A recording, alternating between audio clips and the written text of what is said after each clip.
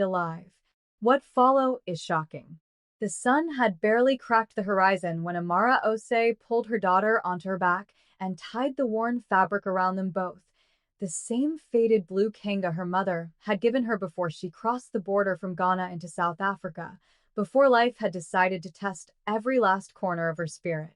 Zara, 3 years old and light as morning air, pressed her warm face against the back of Amara's neck and made a sound somewhere between a hum and a yawn. It was her language, a private, wordless conversation she had with her mother every single morning, a reminder that despite everything, despite the calluses on Amara's hands and the permanent ache in her lower back, there was still something perfect in the world. And that something was 3 years old and smelled like shea butter and sleep. Amara worked as a domestic worker at the Khumalo estate, a sprawling property on the outskirts of Johannesburg, where the manicured lawns stretched so far you could lose yourself in them, and the hedges were trimmed into shapes that made you wonder what it felt like to have so much money you paid someone to make your plants look like animals. She had worked here for 2 years. She knew every room, every corner, every mood of the house. She knew that the gardener, old Solomon, left his wheelbarrow by the east gate. She knew that the estate manager, Mrs. Petersa, took her tea at exactly 7 and could not be spoken to before it. She knew the rhythm of this place like a second heartbeat. But she did not know the Khumalo son. Nobody really did. Lethabo Khumalo, 34 years old, billionaire, founder of 3 technology companies, and the only child of the late Reginald and Miriam Khumalo, was known mostly by reputation, and reputation in these parts was a complicated, borrowed thing. People called him brilliant. People called him cold.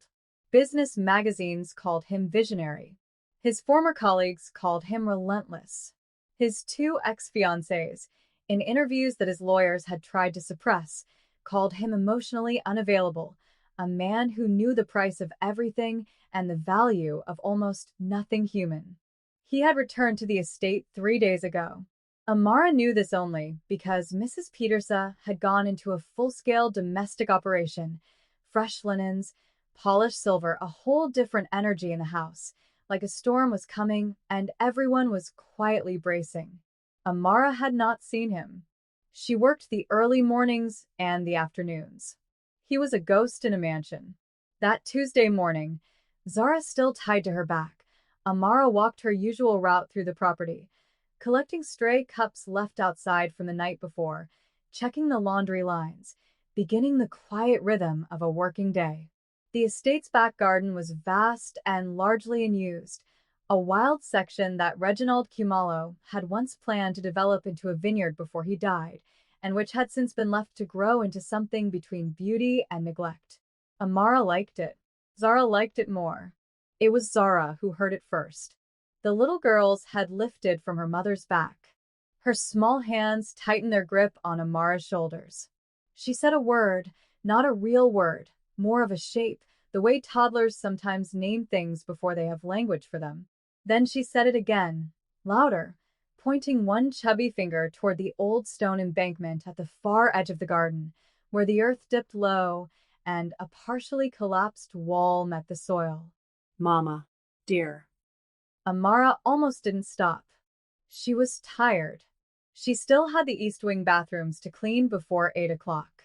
The morning was cold in the way only Johannesburg winter mornings can be, sharp, sudden, indifferent.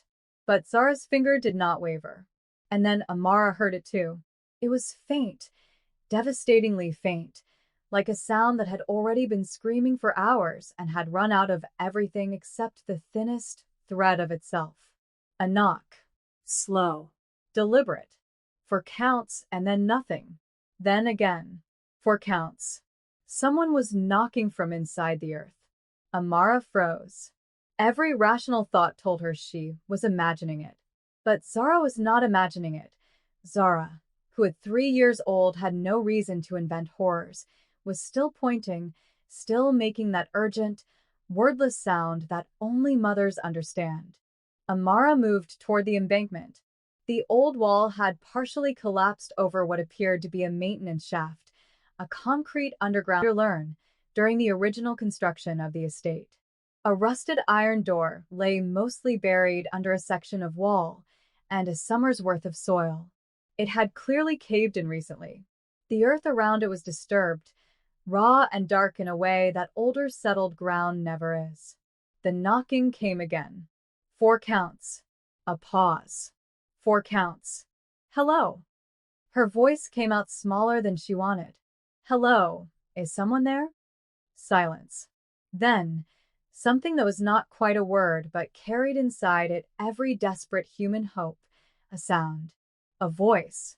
Reduced to almost nothing. Amara set Zara down on the grass, looked her daughter in the eyes, and said, in Chui, "Stay right here. Right here, Zara. Don't move." Zara sat down with the gravity of someone who understood completely. Amara pressed her hands against the soil, then her shoulder against the rusted door. Then every ounce of her 28-year-old body, every hour of physical labor that had made her stronger than anyone in this mansion had ever paused to notice. The door gave. Not fully, not at first, but enough. Enough for the smell of enclosed air and copper-tinged darkness to rush out at her. Enough for a man's hand, bleeding at the knuckles from what must have been hours of that slow, desperate knock, to push through the gap. Amara grabbed it. She grabbed it the way you grab something that is about to disappear off the edge of a world, instinctive and total, and without any thought for what comes after. Behind her, Zara made a soft sound, not fear, but something closer to recognition, the way children sometimes respond to pain they've never experienced but somehow already understand. "I have you," Amara said. "I have you. You're not alone." The hand in hers tightened. And Lethabo Kumalo, billionaire, genius, cold and relentless and emotionally unavailable, held onto the hand of a woman he had never met, in a garden he had neglected, and wept. Getting him out took 40 minutes. 40 minutes that Amara would later describe as both the longest and most clarifying of her life, because in those 40 minutes, with the rusted door partially open and Lethabo's hand in hers, she understood something about human beings that no salary, no status, no biography could ever change. Stripped down to darkness and suffocation and the closing walls of mortality, every single one of us becomes just a person. Just a body. Just a heartbeat trying to continue. He could not push himself out. She understood this quickly. Whatever had happened, and she did not yet know the full story, he had been in that shaft long enough for dehydration and cold to rob his limbs of their cooperation. His grip on her hand was strong, fueled by pure adrenaline and terror, but when she told him to push with his legs, she felt the effort he made, and she felt it fail. She did not panic. Panic was a luxury she had learned early she could not afford. She let go of his hand, heard his sharp intake of breath at that, the fear that she was leaving, and said immediately, firmly, "I'm not going anywhere. I'm finding something to pull with." She looked at Zara. Zara had not moved an inch. Her daughter, 3 years old, sat on the cold grass watching with the solemn, ancient attention of someone bearing witness to something important. "Good girl," Amara said softly. Good girl." She found Solomon's wheelbarrow rope near the east gate, moved faster than she thought her body could across that frost-tipped grass, her breath making clouds in the cold air. She came back. She threaded the rope through the handle of the iron door and braced her feet against the embankment wall and pulled. The door screamed against its rusted hinges, the soil shifted, and the gap widened. "Can you move now?" Try. "Try for me." And because the human body will do things for a voice that it will not do for pain, for fear, or even for the instinct of survival alone, he moved. He dragged himself, inch by inch, out of the ground, into the light. Amara caught him as he cleared the door, and they both went down onto the grass together, his weight against hers, her arms around a man she did not know, her chin pressed to his filthy hair, both of them breathing hard in the cold morning silence of a garden that smelled like frost and soil and something new. He was in terrible shape. His face was cut, a deep gash above his right eyebrow where the wall had caught him during the collapse. His lips were cracked and pale from dehydration. His clothing, expensive even in ruin, was caked in earth. His hands, those billionaire's hands that had signed contracts worth hundreds of millions, were raw and bleeding from the hours of knocking, for counts at a time. Because he was an engineer at heart, Amara would learn later, and even in a collapsing darkness he had thought, a pattern is better than screaming. A pattern carries further. A pattern says I am still thinking. I have not given up. He was shaking. Not quietly. The kind of shaking that comes after prolonged terror. Deep, involuntary, the body finally releasing what the mind had been holding together through sheer will.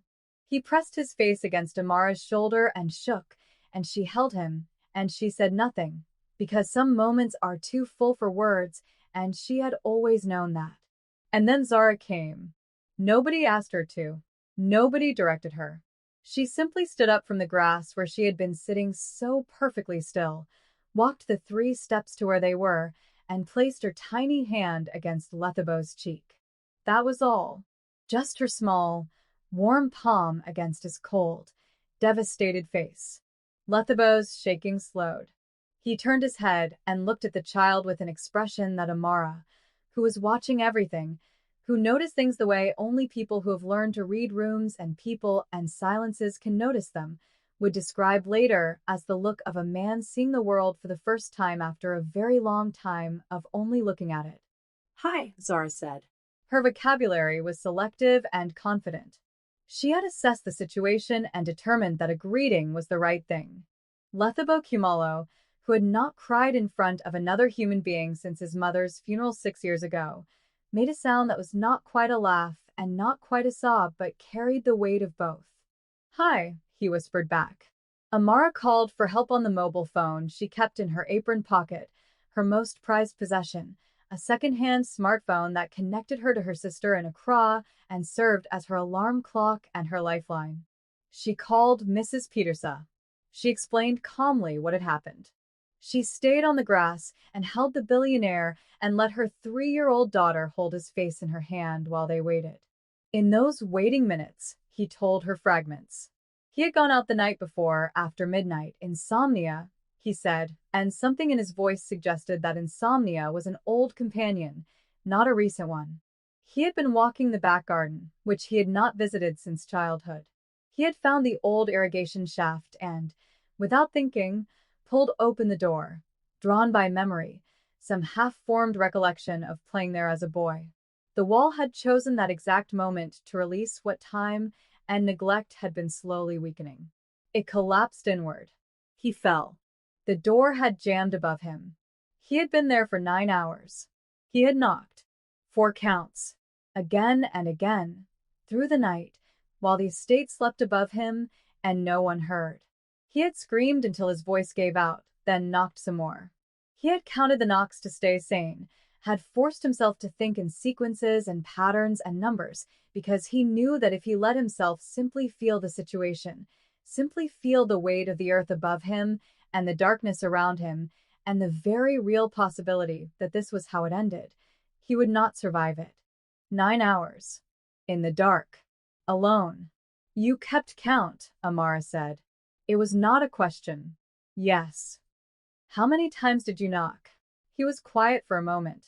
I lost count somewhere around the 3rd hour. But I didn't stop. Amara looked at his bleeding knuckles. No, she said softly. You didn't.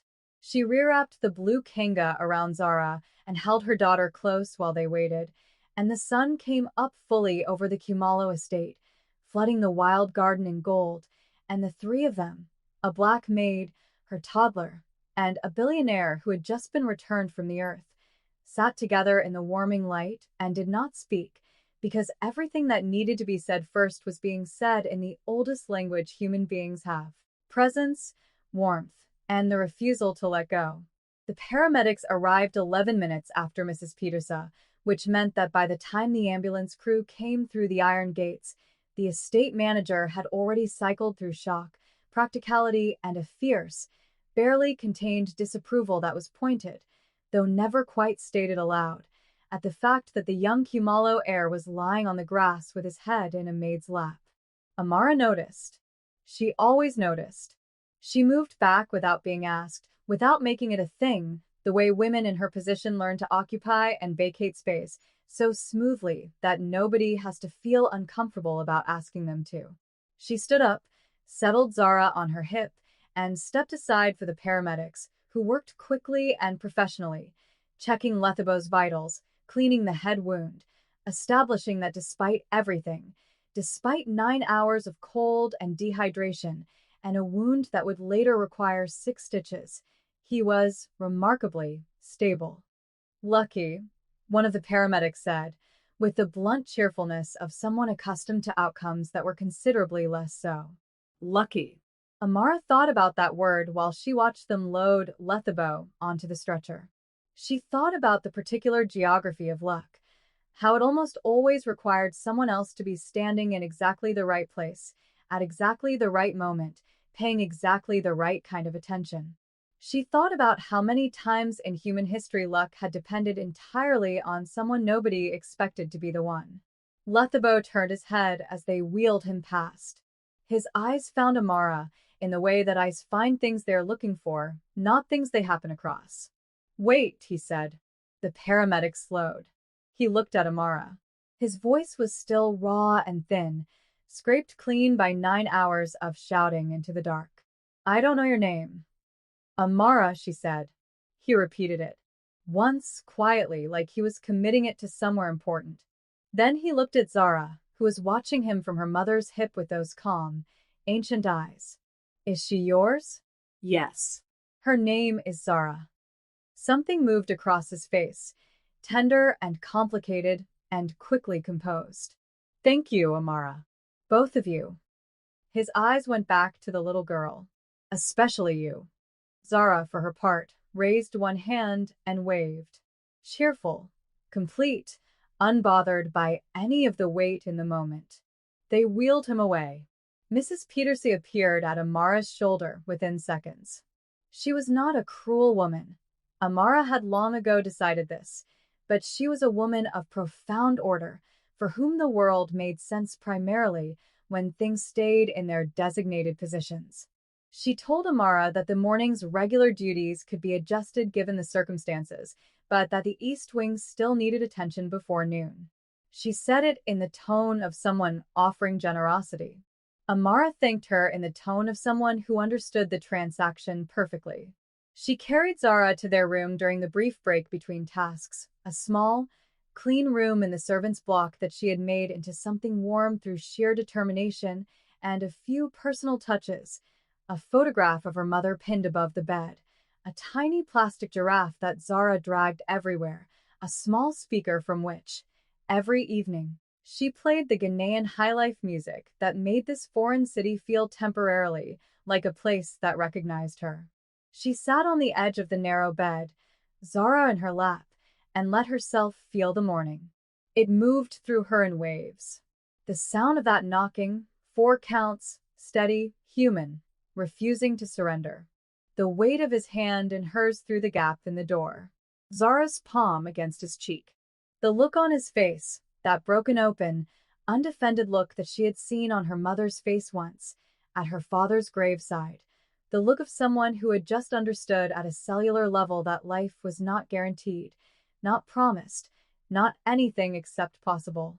She thought about her own life, the path that had carried her here, to this room, to this estate. The death of her husband Kofi when Zara was 8 months old. The months of grief so total it had physical dimensions, a weight she carried in her chest that made breathing feel like an achievement. The decision to leave Accra, to follow her cousin to Johannesburg, to take whatever work was available, which was this work, domestic work, invisible and essential and perpetually undervalued. She thought about how she had learned, in the years since Kofi, to shrink herself. Not with bitterness. She had fought hard against bitterness, but with pragmatism. She had learned to become less visible in rooms where her visibility made others uncomfortable. She had learned to hold her intelligence quietly, like something kept in a closed hand. She had learned to answer to the maid and girl, and occasionally to nothing at all, to be addressed through instruction rather than interaction, as though she were an extension of the household rather than a human being moving temporarily through it. She did not resent the people who did this. She understood that invisibility was a thing that certain social architectures constructed, not always maliciously but architecturally, as reliably as weight-bearing walls. You lived inside those architectures and you breathed them, and they became, eventually, the air. She just sometimes forgot, in that air, that she was someone. Zara touched her face. Her daughter, 3 years old, who had sat perfectly still on cold grass because her mother asked her to, who had walked 3 steps and placed her hand on a stranger's cheek because she could see he needed it, who moved through this world with a certainty about her own worth that Amara did not yet fully understand how to protect, but was absolutely committed to. We helped someone today, Amara said in Twi. Zara considered this with great seriousness. The man in the ground, she confirmed. Yes. He was sad. He was scared, baby. Zara thought about this distinction. Same, she said finally. Amara held her daughter tighter and pressed her nose into her hair, and breathed, and decided that whatever came next, because something was coming next, she could feel it in the changed texture of the morning, in the way the day had already turned off its ordinary road. She would face it as herself. Fully. Without apology. Because she had gone toward the knocking when many people, perhaps most, would have found a reason to keep walking. That was who she was. She wanted Zara to always know that was who they were. Lethabo was discharged from the hospital 48 hours later. 6 stitches above the right eyebrow. Mild dehydration, treated and resolved.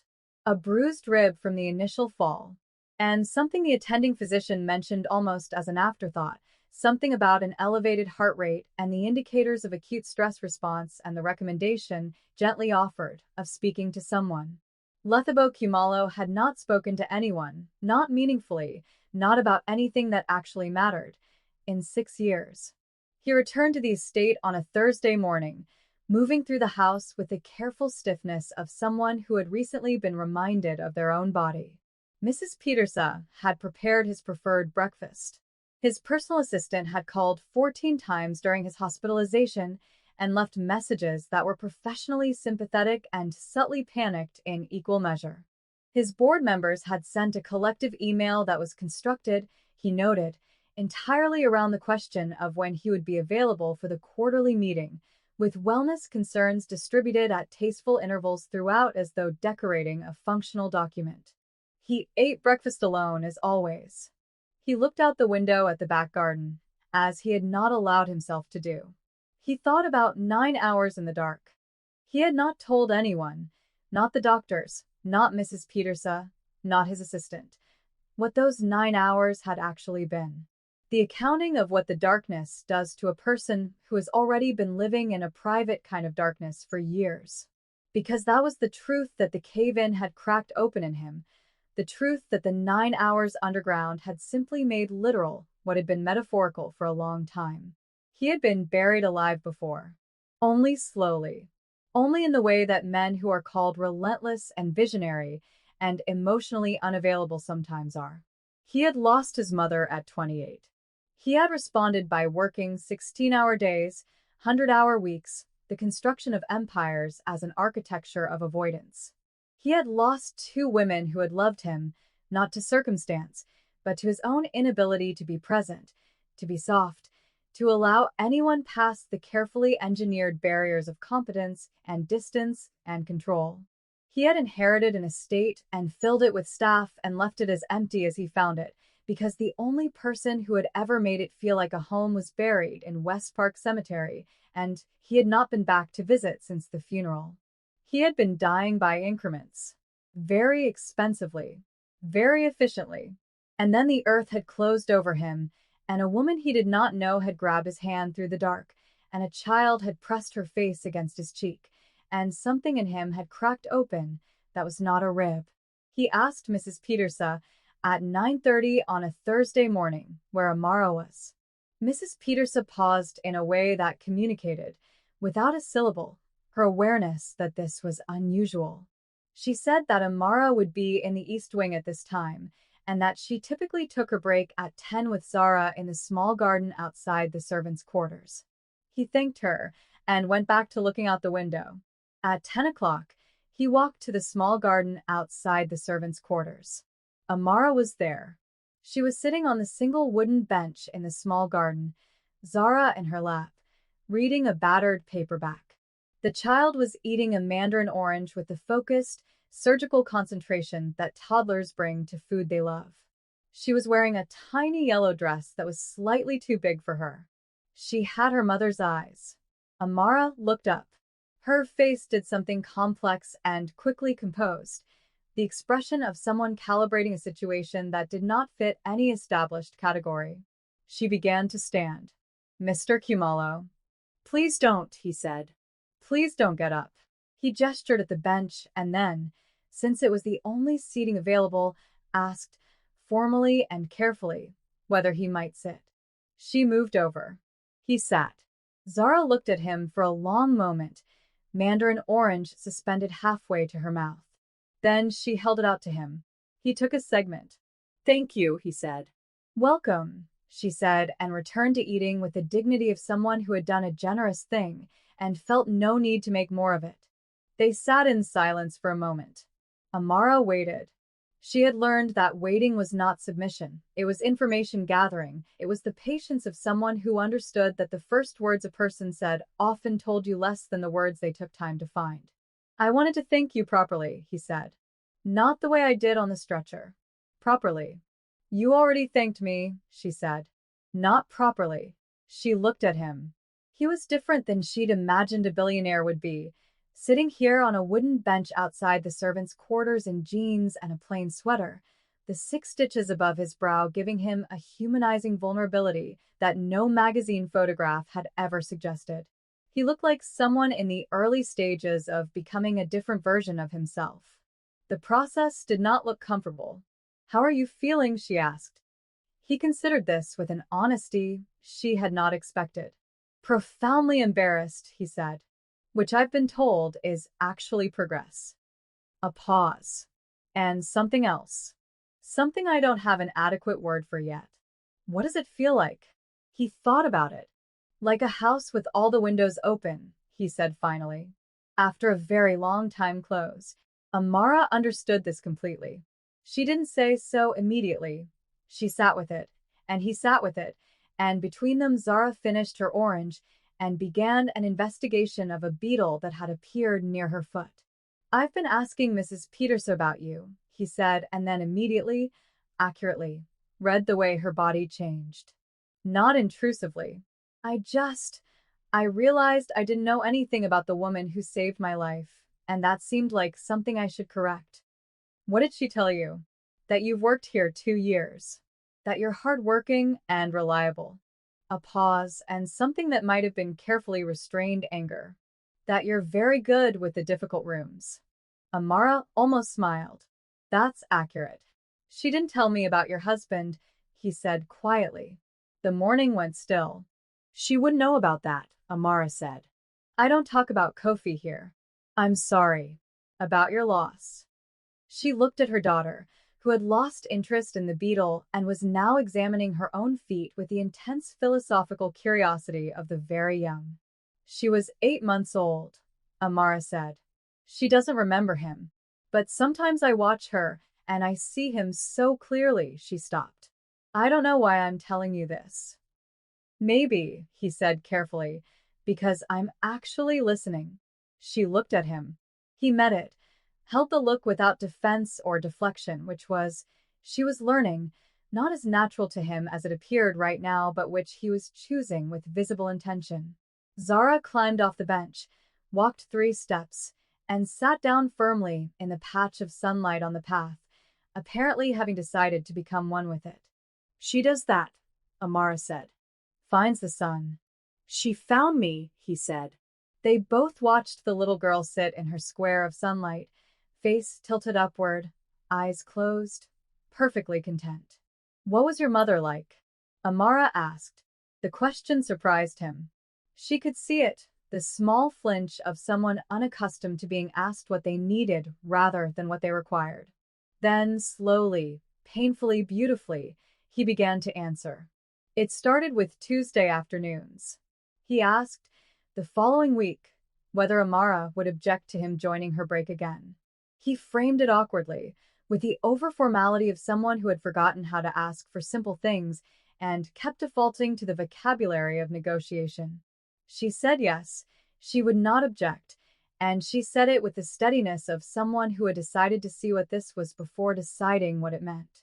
Zara had no such ambivalence. The next Tuesday, when Lethabo appeared at the small garden, she looked up from whatever she was doing, said, "Man," walked over, and handed him a plastic giraffe. He received it with the seriousness it deserved. He sat. She climbed onto the bench beside him without invitation and pressed her side against his arm and returned to her own small business, having apparently decided through whatever 3-year-old calculus governed these things, that he was acceptable. He came back the Tuesday after that. And the one after that. They talked. Slowly at first, the careful, structural conversation of two people learning the geography of each other without knowing yet what kind of territory they were mapping. He talked about the company he had built, but not the way he talked about it in interviews. Not the narrative of triumph and innovation, but the underside, the years of doubt, the decisions he regretted, the moment he realized he had confused achievement with living. She talked about Ghana, about her mother's cooking and the particular quality of Accra afternoons, and the way Kofi used to laugh, with his whole body, like laughter was something he was entirely unafraid to be consumed by. She told him that she had spent most of the last 2 years making herself smaller. He told her that he had spent most of the last 6 years making himself harder. We've both been surviving, she said. Yes. That's not the same as living. I know that now, he said. I learned it 9 hours at a time in a hole in your garden. And then one Tuesday in the 5th week, she told him something that she had not told anyone, that she had almost not stopped. That she had been tired and cold, and Zara was on her back, and there had been a moment, just a moment, when the pragmatic, exhausted part of her had taken one more step toward the house before the knock came again. 4 counts. She had stopped because the knock had pattern, and because she had decided, years ago, standing at Kofi's graveside in the hard Accra sun with an 8-month-old baby girl on her back, that she would always go toward the thing that needed her, regardless of what it cost. Lethabo listened to this, with his whole body still. Then he said, "You gave me back my life." Zara found you, she said. I just opened the door. You held my hand through the dark, he said. For 40 minutes. You didn't let go. She looked at him. I don't let go of things that matter. The air between them changed. It had been changing for 5 weeks, slowly, the way weather changes, imperceptible moment to moment, undeniable in aggregate. She saw it in his eyes, the thing that had been building and that he was not yet sure he had the right to. This man who was 34 and brilliant and had grown rich on the currency of certainty, but who was here, on a wooden bench outside the servants' quarters, being changed by the simplest things, a woman's voice in the dark, a child's warmth, the courage to be completely undone. I want to be honest with you, he said. You have been, she said, not about this. He looked at his hands, those knuckles, still faintly scarred from the knocking. I don't know what this is. I'm not good at this. I have a documented history of being not good at this. He said it without self-pity, with the flat precision of a man assessing his own architectural failings. But I know that I think about your laugh. I know that Zara made me feel, for the first time in years, like the world was not a system to be managed but a place to be in. I know that I've been looking forward to Tuesdays more than I've looked forward to anything in a very long time. He paused. And I know that I have no framework for how to do whatever this is appropriately, given who I am and where you work and how careful we need to be, and I know that the power imbalance alone is. Lethabo, she said. He stopped. I know all of that, she said. I've been thinking about it too. All of it. Every implication. A pause. But I also know that a man who counts to 4 in the dark, so he doesn't lose his mind, is a man worth being honest with. So I'll be honest. She looked at him, direct and clear, in the way that had become her signature, this quality of attention that felt like being genuinely seen. I feel it too. Zara, who had been lying in her patch of sunlight, rolled over, looked at them both, and announced, "Hungry." They both laughed, sudden, full, releasing something that had been held carefully, and the laugh was the best thing. Laughter at exactly the right moment, the universe's perfect punctuation. He learned to help in the kitchen. He was catastrophic at it. This, at least, was democratizing, the competence that served him so well in boardrooms entirely absent before a cutting board, and Amara taught him, and Zara stood on a step stool and supervised with a seriousness that suggested she found their both incompetence equally troubling. He told his board he was taking a month's leave. The 14 calls personal assistant nearly resigned. He didn't. He began visiting his mother's grave. He sat with the estate's old gardener, Solomon, for 2 hours one afternoon and listened to him talk about the garden, what it had been, what it could be again. He hired 3 additional domestic staff, unprompted, because Amara had once said quietly that 4 people were doing the work of 8, and he had heard her. He made mistakes. He had the instinct sometimes to solve things, to offer money or resources when what was needed was presence, to move efficiently when what was required was stillness. Amara told him, directly and without cruelty, when this was happening. He was learning to hear it. The learning was visible, effortful, and real. Zara's plastic giraffe had taken up permanent residence on his desk. Spring came to the Kumalo estate the way it always comes to places that have been through difficulty, not triumphantly, not all at once, but in small merciful increments. The first warmth in the afternoon air, the overnight arrival of something green along the old embankment wall, the return of birds whose names Solomon knew and recited with the reverence of someone maintaining an important register. The old irrigation shaft had been safely sealed and the collapsed wall rebuilt. Lethabo had overseen this himself, had been present for every hour of it, which surprised the construction crew and did not surprise Amara. She understood that he needed to watch the ceiling. She understood that some things you have to witness closing before you can believe they're closed. It was a Saturday in September when he asked her to walk with him in the back garden. She came with Zara, naturally, because Zara and she were a complete sentence.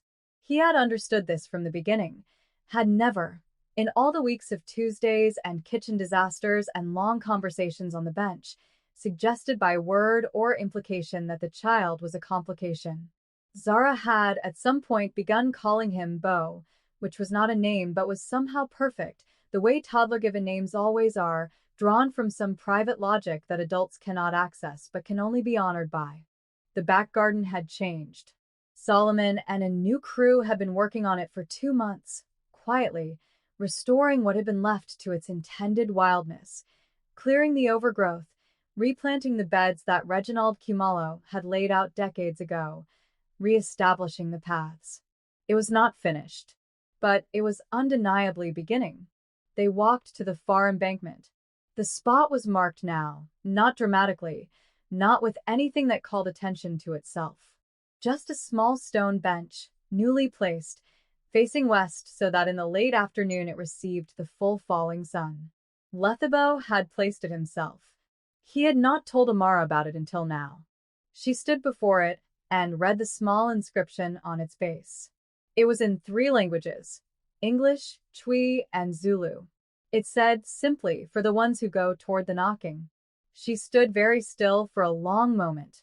Zara, who had been conducting a serious investigation of a nearby rosebush, appeared at her mother's side as if summoned and pressed against her leg, which was her way of saying, "I'm here and you're not alone," which had always been Zara's primary communication because she had been learning it from her mother since birth. "Lethabo," Amara said. Her voice was careful with something. "I know it's a garden bench," he said. "I know it's not. I know it's not the right thing necessarily for everything I want to say, but I wanted to start here, in this place, because this is where everything actually started. He was standing beside her, looking at the inscription, and she could feel the effort in him.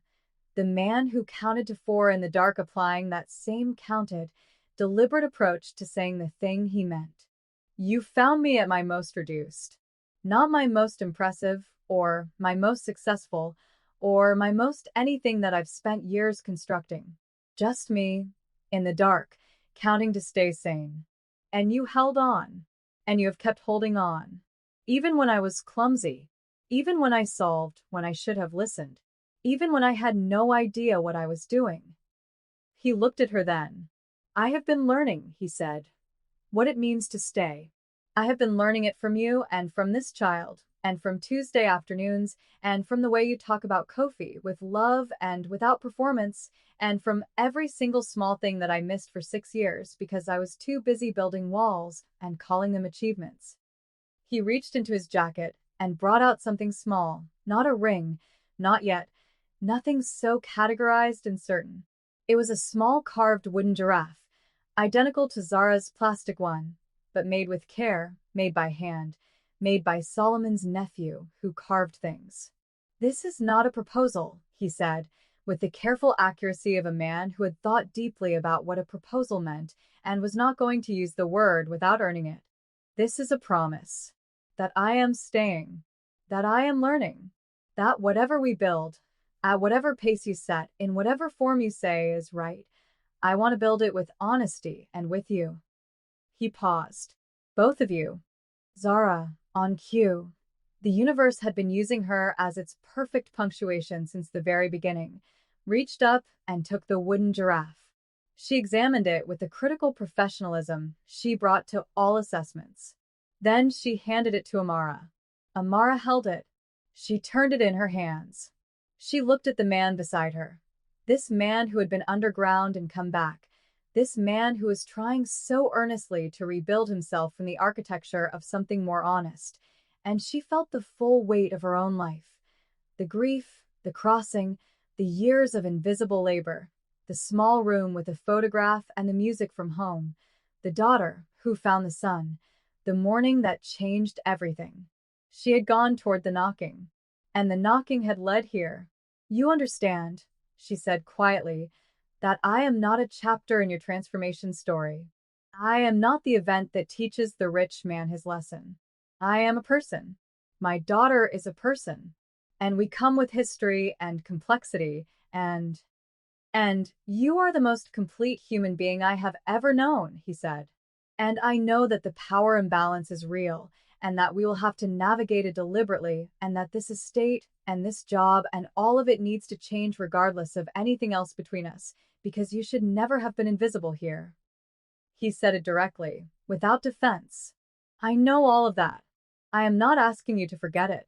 I'm asking you to let me prove over time, your pace, that I understand what actually matters.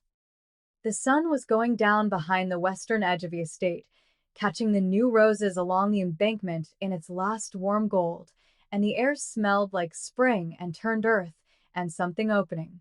Zara walked to the stone bench and climbed up and sat in the last patch of sun, face tilted upward, eyes closed. She had been doing this since she could walk, finding the warmth, settling into it, claiming it with the full confidence of someone who had never been told she didn't deserve it. Amara watched her daughter. She thought about knocking. 4 counts. The discipline of refusing to stop. The way pattern kept you sane when everything else was dark. She thought about a hand in hers through the dark. The way holding on felt nothing like control, nothing like certainty, but like the truest and most basic human thing. I am here. You're here. We are still here. She set the wooden giraffe carefully on the bench beside her daughter. She took Lethabo's hand. Not dramatically. Not as a declaration. The way you take a hand when you've decided to walk in the same direction, simply and with the full intention of continuing. He looked down at their joined hands. She felt him exhale, the long, held, architectural exhale of a man who has been holding something very tightly for a very long time. Where do we go from here? He asked. She looked at Zara, golden in the last light, at the garden that was becoming itself again, at the bench with its inscription in 3 languages, at the sky above the Kumalo estate deepening from blue to the first early purple of evening. Forward, she said. Carefully, honestly. She looked at him. Together. Zara opened her eyes, looked at them both with the magnificent certainty of someone for whom the world had always been, and would always be, a place worth being in. Beau, she announced, extending one hand toward him. He came and sat on her other side. And there, on a stone bench in a garden that had been neglected and was now carefully, patiently, being returned to life, a black maid, her 3-year-old daughter, and a billionaire who had been underground and come back sat together as the sun went down, 3 people at the beginning of something true, bound not by circumstance or transaction or the comfortable architecture of the world they'd been handed, but by the oldest and most irrevocable thing. The choice to go toward the knocking. The choice to hold on.